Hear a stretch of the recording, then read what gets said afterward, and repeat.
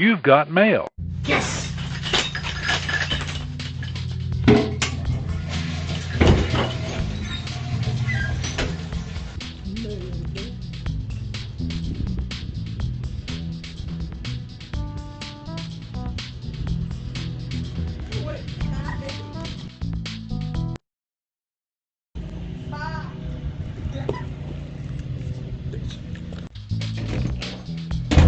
Yes. I'm gonna open this box so hard. Well, good morning, guys. It's time for a nice warm drink of coffee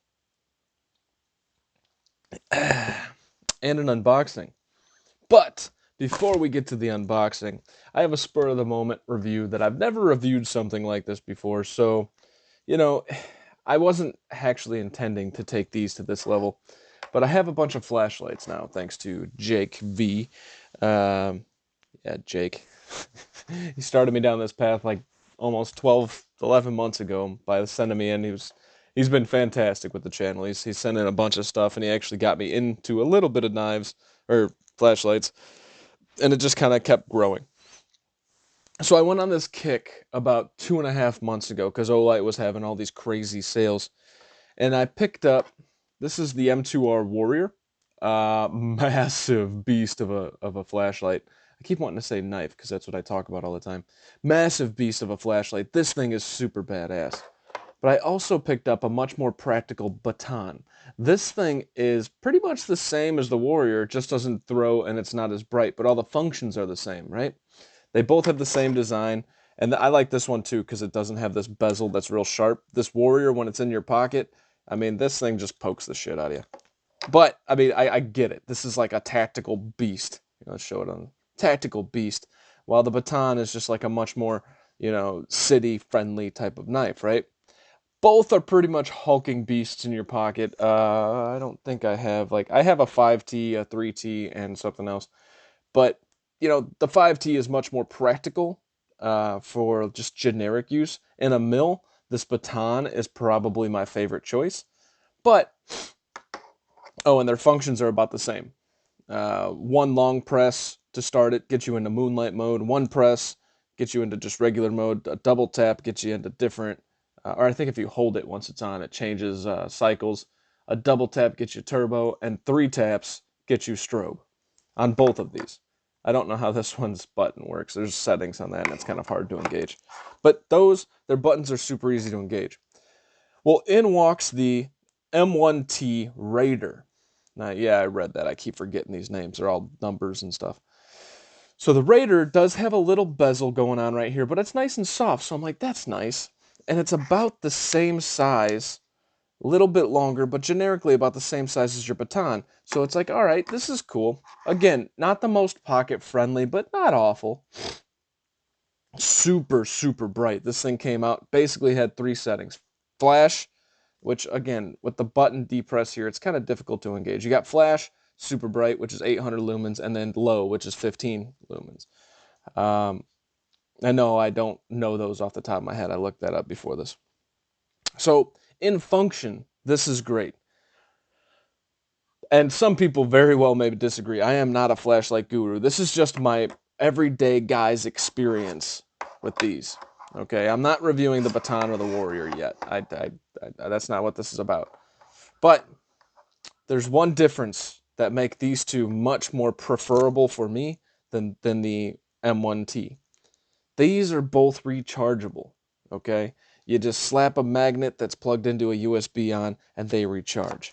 This one takes these CR123A batteries, or Charlie Romeo 123 Alpha.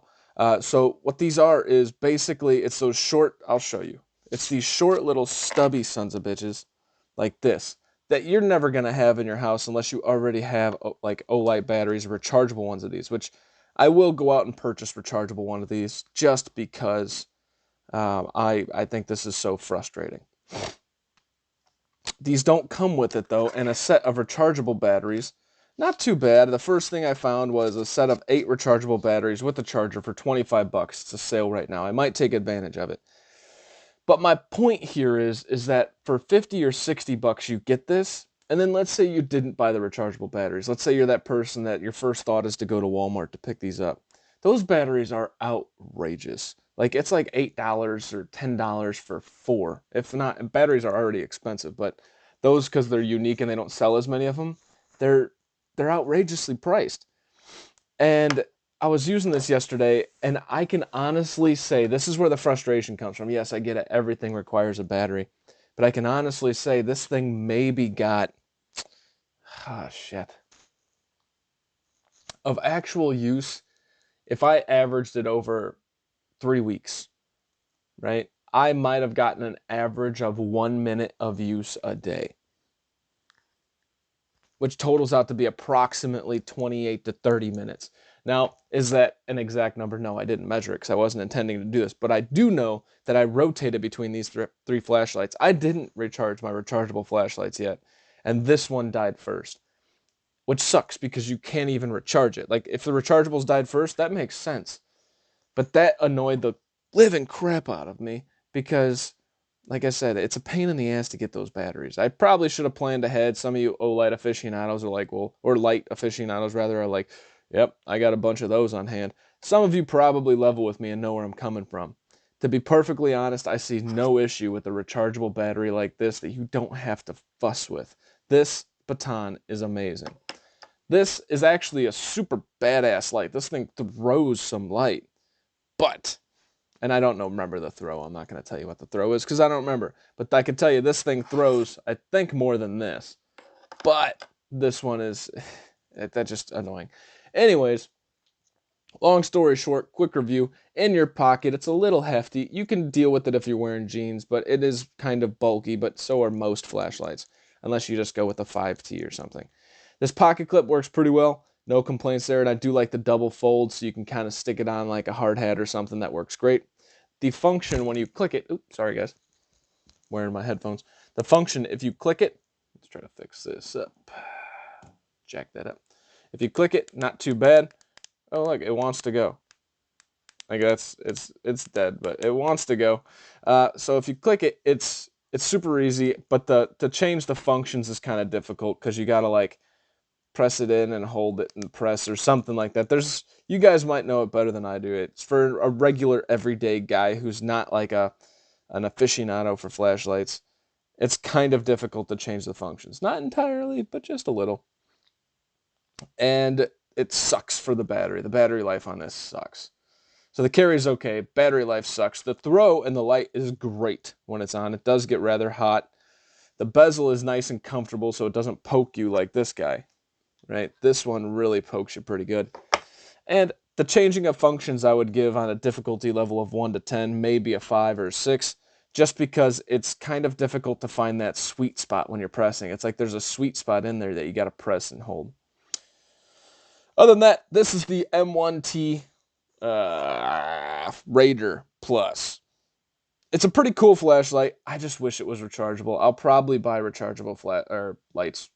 Basically, I won't probably, I will. I'm going to go out and get a set of 8 of them for like 25 bucks. Just Google it. I don't have a link. All right, on to the unboxing. Whoop. My unboxing knife for the day is your Korshaw Launch 10. Now let's get through this. And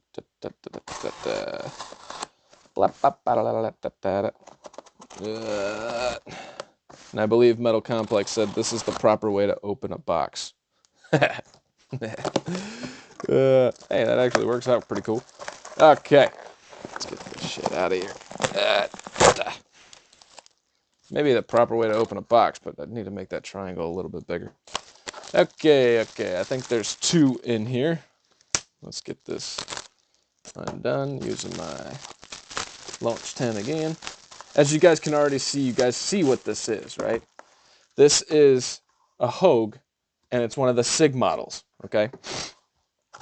You guys know how I love my Hogue SIG right here. We'll leave that guy right there. All right, so there's 2 knives in here. He just used the box for double. That's cool. Okay.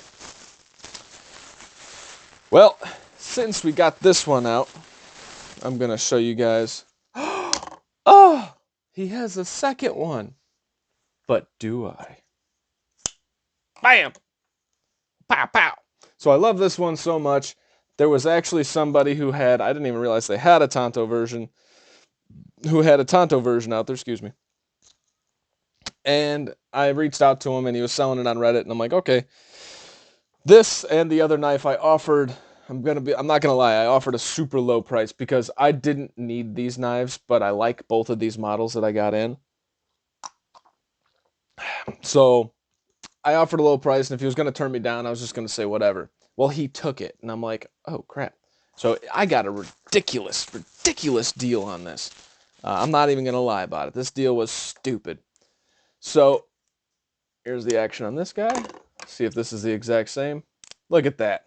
The centering, the exact same. That seam looks perfect. I thought I saw something, but I didn't.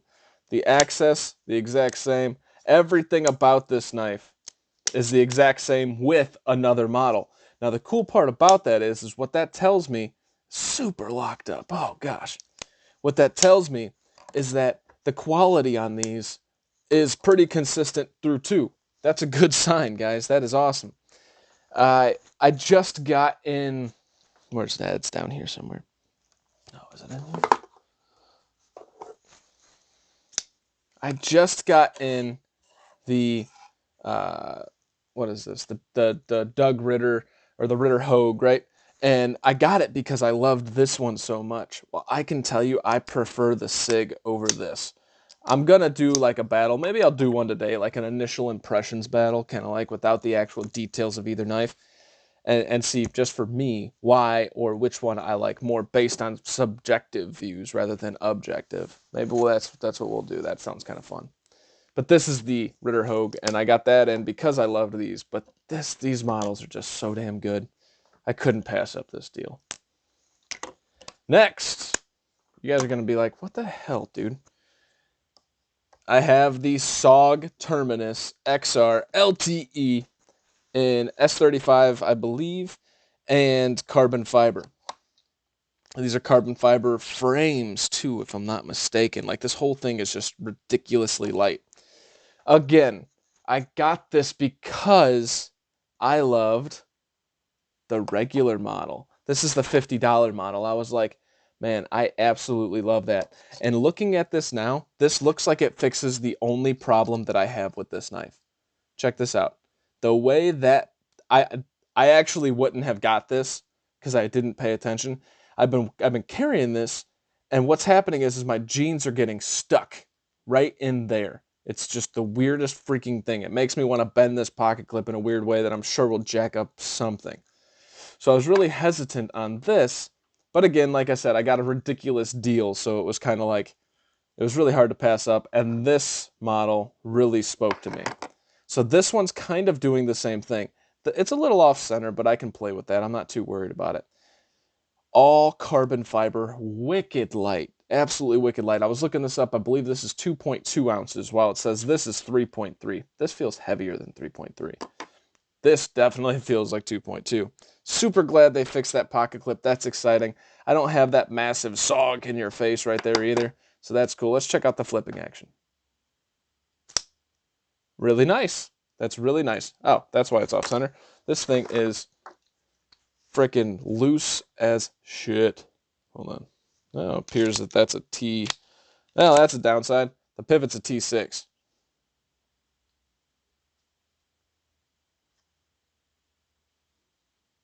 Holy smokes. You see how loose that was?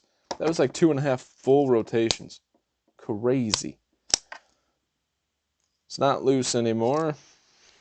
We're a little off center on that side now. All right, so this is where it's kind of centered up but tight. The flipping action is still really, really good. Let's see if I can tighten it up just a little bit more to try and center it. All right, it's not wanting to move anymore. I'm not going to force it. You can tell where there's like that point of no return where it doesn't move. So this is the SOG Terminus XR LTE. I believe this is S35VN in full carbon fiber. This is a knife, guys. This is nice. Now, yes, I'm late to the SOG Terminus party. I get it. But this is just such a... optimal size for a carry in your pocket that I can't help but obsess. And I know you guys are like, oh, you're excited about a SOG? Yeah. And to put that into perspective, guys, I've held probably, and I'm not trying to, as Metal Complex would say, flex on you, I've probably held more than most people have when it comes to different models of knives. And why is that? It's because we have a channel. That's the only reason. It's not like we're bragging that we get to hold all these knives. The reality is I have a YouTube channel which requires me to check out a bunch of different knives. So because of that, it allows me to get a feel for things. And the reason I'm bringing it up is because I think this is just that good. I felt a lot of different stuff, and I think this is that good. So kudos to SOG in this model. What I'm trying to do is I'm trying to talk and fix the centering at the same time, so excuse that. Kudos to this model. I think I haven't felt really any other SOGs, but I'm okay with that for right now because this model made such an impression on me. It's just so good. And is that free spinning? Yeah, these are free spinning, so it's going to become a little bit more difficult. Let's see here. All right, so that's tight at least. So now that that's tight, let's take this back off. Let's see if that did anything. I'm not going to try to do this over because those are free spinning. I thought this was going to be a little bit easier. But if you can see, here's our centering. It is dead nut centered now. The action is perfect. There is no back and forth. There's a little bit of bounce, but that's what we get out of axis locks. You can feel it kind of lock in. I don't think it's going to fail at all. At all. That's not, this one has it a little bit too. It's a little worse on this, but it's not bad. It's an up and down right here, but I can just feel it in the lock play. That lock bar is going to do that. It's like kind of the lock bar shifting all the way into the up position. Really, really nice model. Really fun. Just this knife is what I would call like just a beast. This is such a beast for EDC. And I don't mean beast as in you can do a bunch of different stuff with it. It is an EDC model, but it is so good. I don't know. I kind of like the heavier model. It's kind of weird. I do like the weight of that one, but this is just like, this is a bug out right here. If you were to compare this with the bug out, there you go, right? But you'll just see a comparison video of these two coming out. That's kind of the whole point of the SOG terminus, right? So good. Okay, enough gushing. And most of the gushing was for me trying to get that blade centering, which we accomplished, so I am not mad. Right there, blade centered. This is the SOG Terminus XR, and this is the Hogue SOG Terminus XR LTE. And I believe this is a gray DLC. Love it. This is the Hogue SIG K320 in Tanto.